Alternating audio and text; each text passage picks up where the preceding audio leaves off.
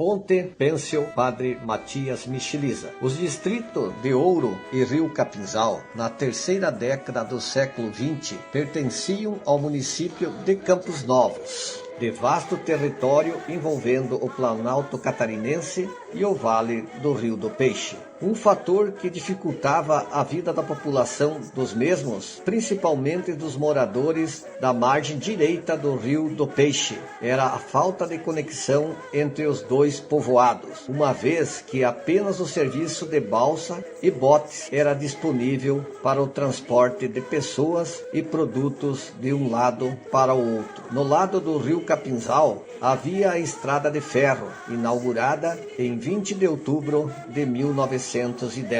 Ainda diversas indústrias, hospital, um comércio bem organizado e até hotéis. No lado de Ouro, o comércio era bem ativo e a produção agrícola muito forte, até por causa da vocação de seus colonizadores, descendentes de italianos originários da Serra Gaúcha. Em 1932, estando em bom estágio de desenvolvimento, precisavam construir uma ligação fixa entre os dois povoados. Então, as comunidades lideradas pelo senhor José Zorteia, uma pessoa de alto espírito empreendedor, com grande agilidade e muito criativo, fez projetar uma ponte de madeira sustentada por cabos de aços assentados em pilastras também de madeira. Coube aos senhores Otávio Ferro e Anibal Ferro formarem a equipe de trabalho e executarem a obra, pois tinham grandes conhecimentos em carpintaria e marcenaria. Para financiar a obra, obtiveram, através do município, uma pequena ajuda do governo do estado, mas os custos maiores foram bancados pelos moradores dos dois distritos. Depois de quase 2 anos desde a concepção do projeto, a ponte ficou pronta e teve sua inauguração em 1934, uma concorrida solenidade quando o padre Matias Michelisa, um dos grandes incentivadores da obra, atravessou-a a cavalo, na parte localizada em Rio Capinzal. Havia sobre ela uma casa de pedágio, onde os usuários pagavam para passar de um lado a outro. À época, era considerada a terceira ponte do gênero no mundo. Porém, por ocasião da grande enchente de 21 de junho de 1939, ela veio a ruir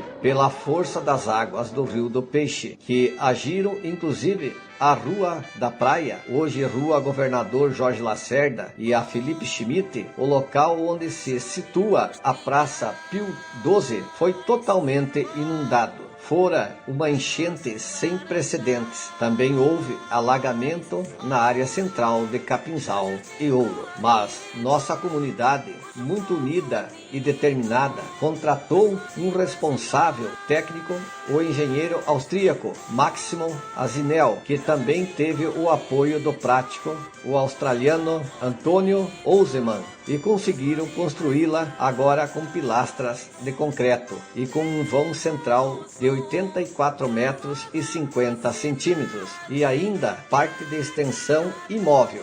Hoje, na totalidade, atinge 142 metros. A segunda ponte exigiu um investimento de 200 mil cruzeiros e houve a participação do Estado com 90 mil cruzeiros. Os 110 mil cruzeiros faltantes e ainda muitos serviços foram bancados pelos moradores dos distritos de Capinzal e Ouro. Foi inaugurada em 1945. Os nossos benfeitores guardam até hoje plaquetas metálicas em que consta serem, abre aspas, sócios, fecha aspas, do empreendimento. Cabe mencionar que tinha uma largura de 3,5 metros, o que possibilitava a passagem de carroças com tração animal e de pequenos caminhões, os quais transportavam artigos de consumo de Capinzal para o Ouro e suínos deste para serem abatidos no frigorífico Ouro, mas que era localizado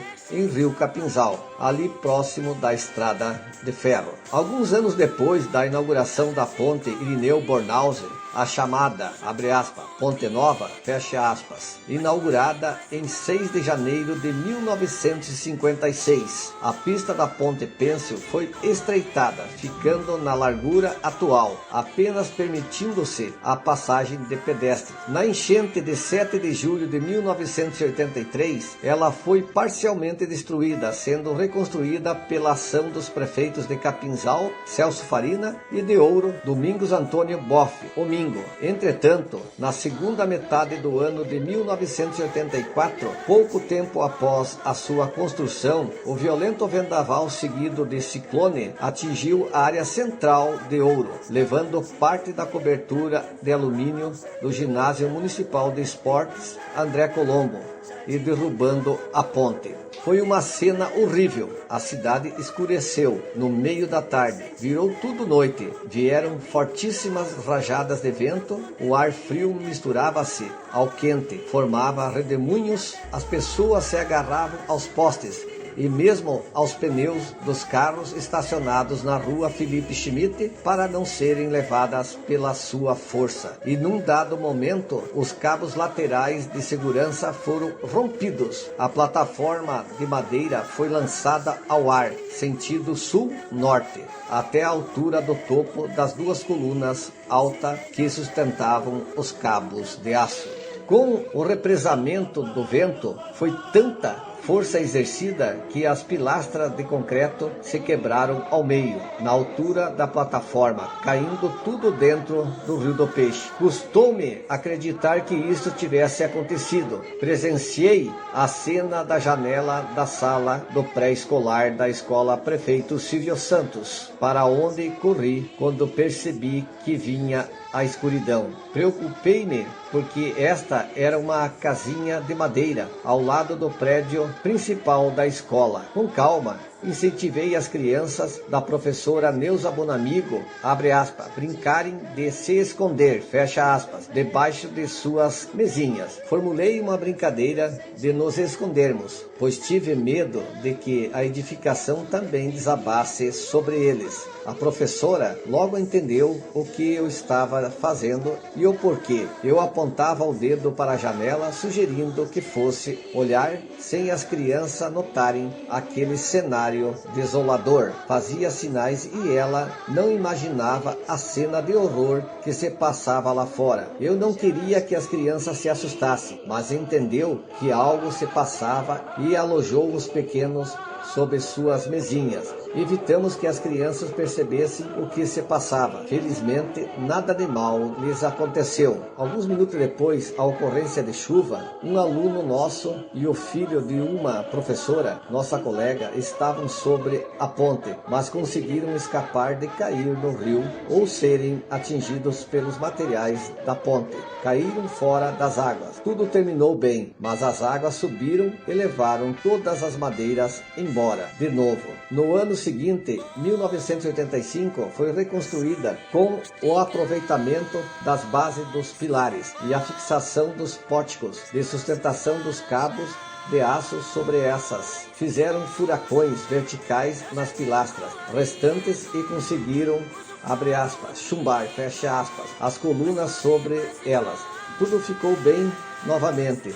Houve substituição do madeiramento por 2 vezes. Desde então, em 1991 e 2005, ficando no mesmo padrão, com o objetivo de preservar seu modelo arquitetônico, uma verdadeira